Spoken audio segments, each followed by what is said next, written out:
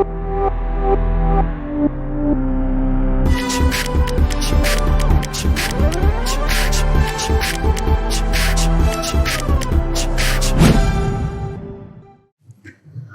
दोस्तों, तो हम एसिड और बेस का एन फैक्टर वो देखते हैं, डिफाइन करते हैं जो क्या होती है। Let's see. So N factor or valency factor of an acid is equals to, acid मतलब इन एसिड बेस रिएक्शन होना चाहिए। सिंपल सी बात है, in acid base reaction.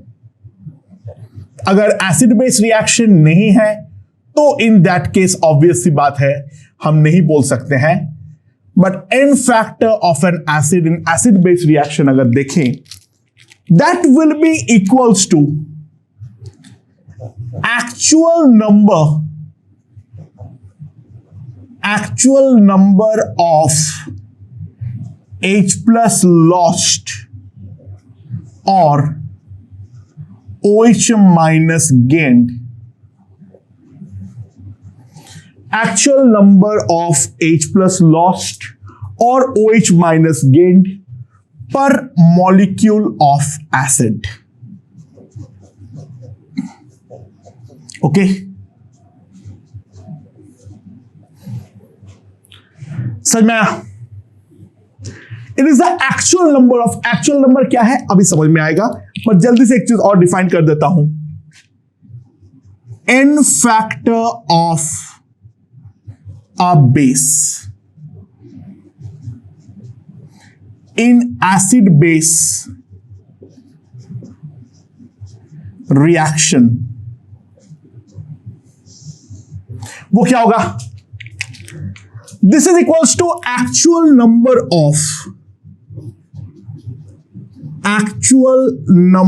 of OH minus lost or H plus gained per molecule of acid. Okay, right? So, एक बात समझो, जो अगर मान लो हमारे पास है मोनोप्रोटिक एसिड, अगर हमारे पास है मान लो मोनोप्रोटिक एसिड, ठीक है, तो मोनोप्रोटिक एसिड में तो हमारे पास एक ही रिप्लेसेबल H प्लस होता है। HCl दुनिया की सारी ताकत लगा दे, वो एक ही H प्लस और एक ही Cl माइनस दे सकता है। यानी हमारा HCl के साथ कोई भी बेस का यूनिक रिएक्शन हो सकता है, that is NaCl plus water. It can give only an unique reaction, ठीक है। या फिर मान लो हमारे पास है H3PO2, वो NaOH के साथ रिएक्ट करते हुए केवल एक सिंगल केस ही दे सकता है, और वो दे सकता है NaH2PO2। बाकी दोनों हाइड्रोजन हमारा रिप्लेसेबल ही नहीं है। इसका स्ट्रक्चर हमने केमिकल बॉन्डिंग में किए थे, ऑक्सीजन के साथ एक ही हाइड्रोजन जुड़ा हुआ होता है और वही हाइड्रोजन हमारा रिप्लेसेबल होता है। तो इसका तो यूनिक रिएक्शन है। तो n factor of monoprotic acid is equals to 1 always. But अगर मोनोप्रोटिक से हम आगे बढ़े, we are not going to be that much lucky. अगर हम बढ़ते हैं डाइप्रोटिक पे,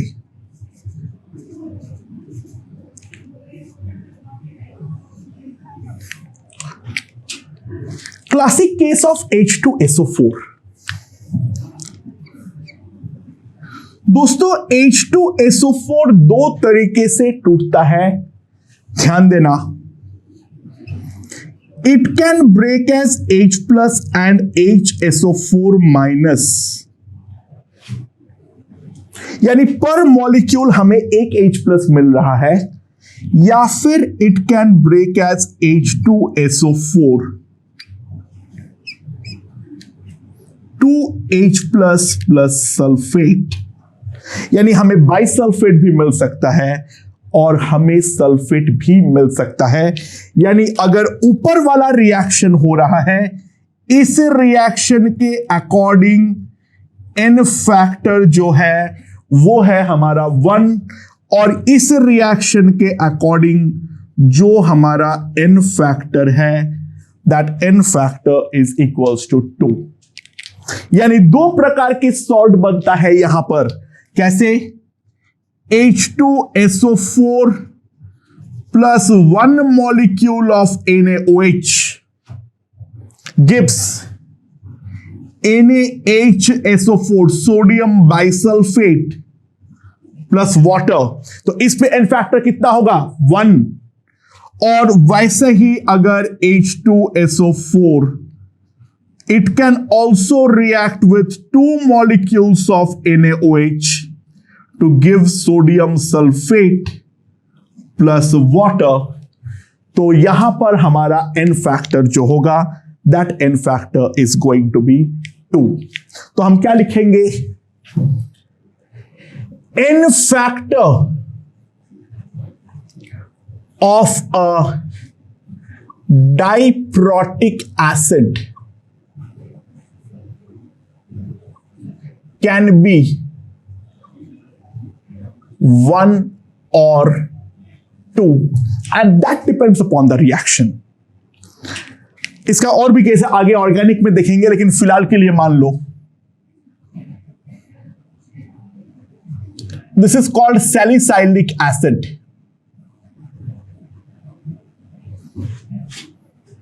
this is called salicylic acid.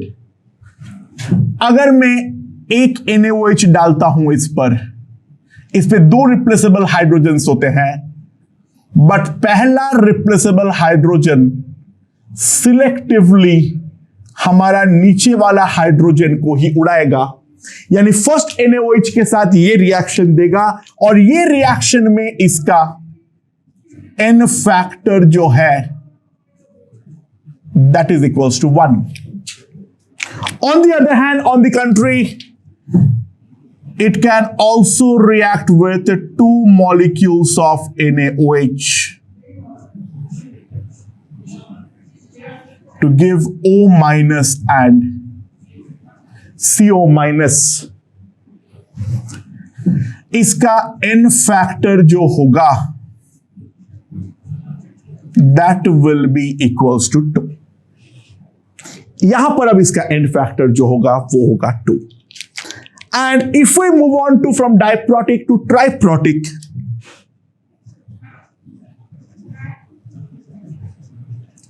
If we move on to triprotic acids,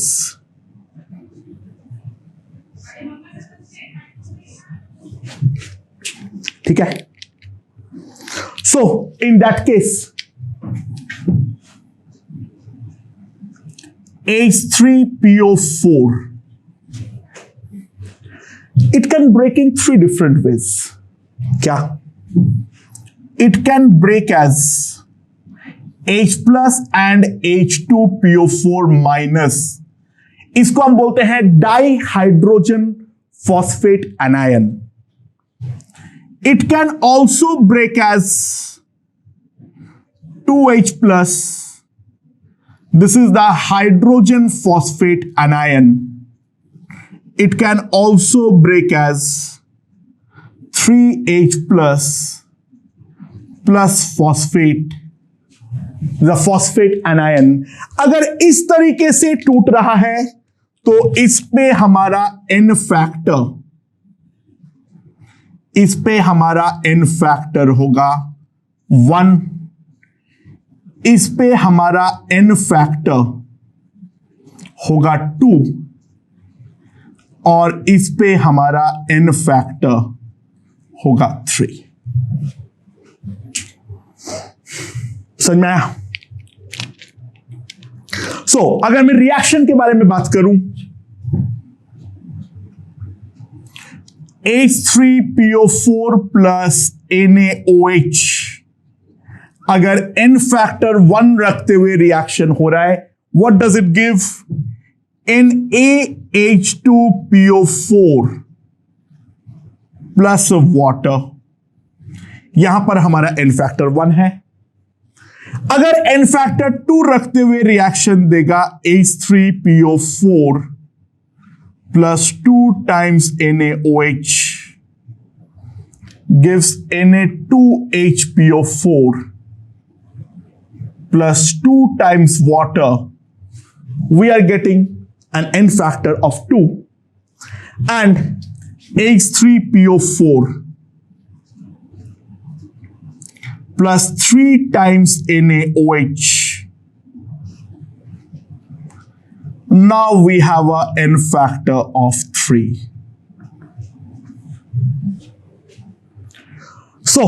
triprotic acid के लिए क्या होगा? n factor of a triprotic acid can be 1 or 2 or 3, right? In general अगर मैं जनरलाइज करूं इस चीज को अब बहुत सारे एग्जाम्पल के बाद,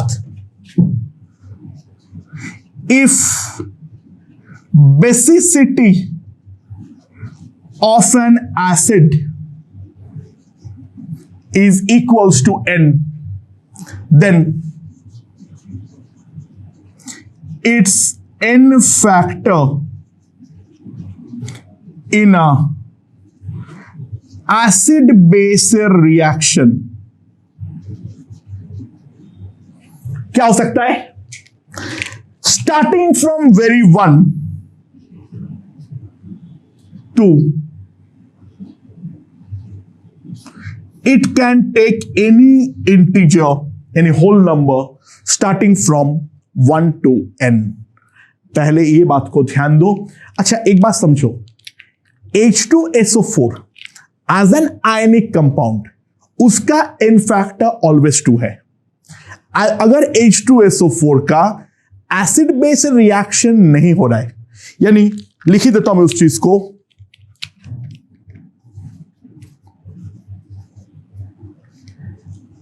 ionic n factor of H2SO4 is equals to 2 always, क्योंकि वो तो हमारा डिपेंड करता है नेट कैटायनिक और नेट एनायनिक चार्ज पे, उस पर तो हमेशा ही वो 2 होगा। उसका जो एसिड बेस एन फैक्टर है that depends upon the reaction, that can be 1 और 2। उसके बारे में कोई डायरेक्टली कमेंट हम नहीं कर सकते हैं। ओके अच्छा, एसिड हो जाने के बाद similarly we can go for mono acidic base. अगर मोनो एसिडिक बेस है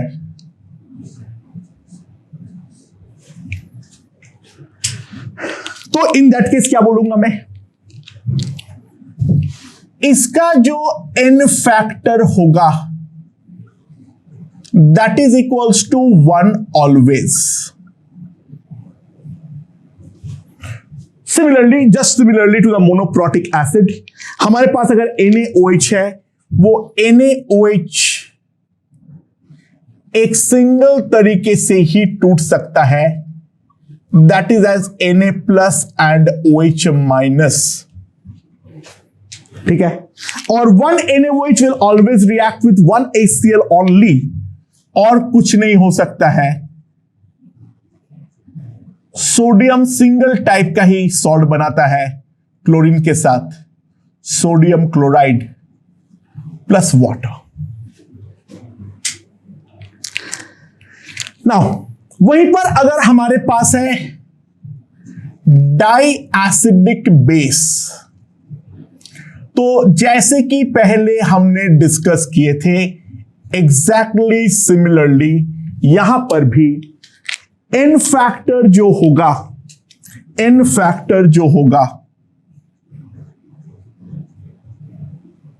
is equals to 1 or 2, and that depends upon the reaction.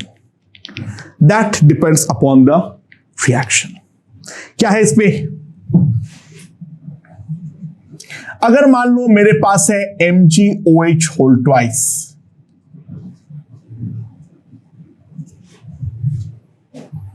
MgOH whole twice can react with one molecule of ACl to give MgOHCl, magnesium hydroxochloride. ठीक है, यहां पर इसका जो n factor होगा वो हमारा 1 होगा, and on the other hand it can also give the reaction MgOH whole twice plus 2 times ACl gives MgCl2 plus 2 times water। यहां पर भी एक वाटर था, वो मैंने लिखना भूल गया, सॉरी।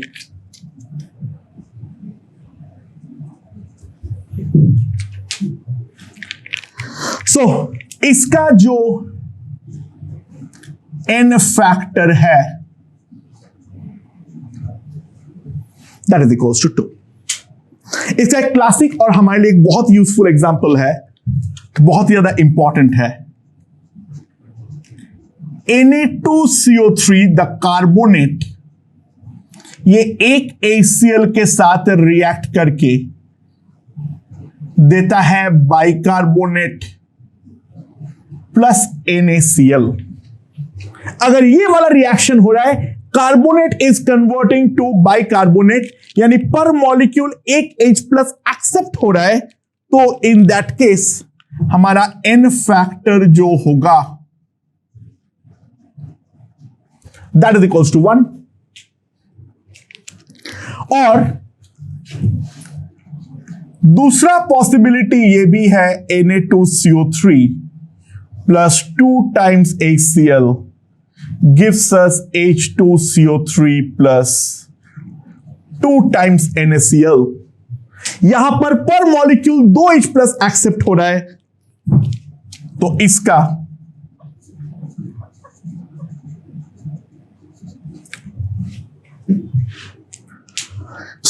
इसमें भी अगर मैं जनरलाइज करूं, if acidity of a base is equals to n, ठीक है, then its n factor starting from 1, it can be any whole number up to n, that completely depends upon the acid base reaction। ठीक है, but again Na2CO3 का ionic n factor हमेशा 2 है, क्योंकि 2 unit positive charge या 2 unit negative charge है। Na2CO3 का जो आयोनिक n फैक्टर होगा that is always equals to 1। अच्छा, यहां पर हमने आर्हेनियस और ब्रोंस्टेड-लाउरी का कॉन्सेप्ट इस्तेमाल किए हैं, जो हमारा लिविस कॉन्सेप्ट है। According to the Lewis concept, right? क्या बोल सकता हूं मैं? In factor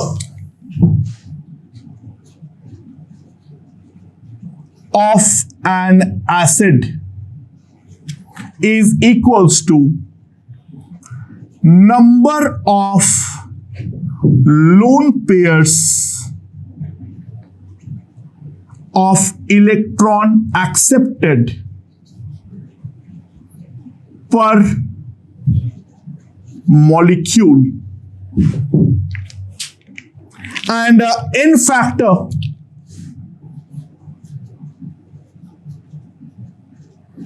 of a base is equals to number of lone pairs of electron donated per molecule। ये फिलहाल ये दोनों चीज हमारे लिए उतना काम का नहीं है, लेकिन लिविस में भी हम वैसे ही डिफाइन करते हैं। कोई एक लिविस एसिड पर मॉलिक्यूल जितने लोन पेयर्स एक्सेप्ट करेंगे उसको हम बोलेंगे उस एसिड का एन फैक्टर, और कोई एक लिविस बेस पर मॉलिक्यूल जितने लोन पेयर, अच्छा 2 इलेक्ट्रॉन डोनेट करने पे एन फैक्टर 1 होगा, यानी जितने पेयर्स है वो हमें देखना है, that will be called the basicity of the acidity of a given base or the n factor of the base। I hope ये चीज हमें यहां पर समझ में आ गया होगा। ओके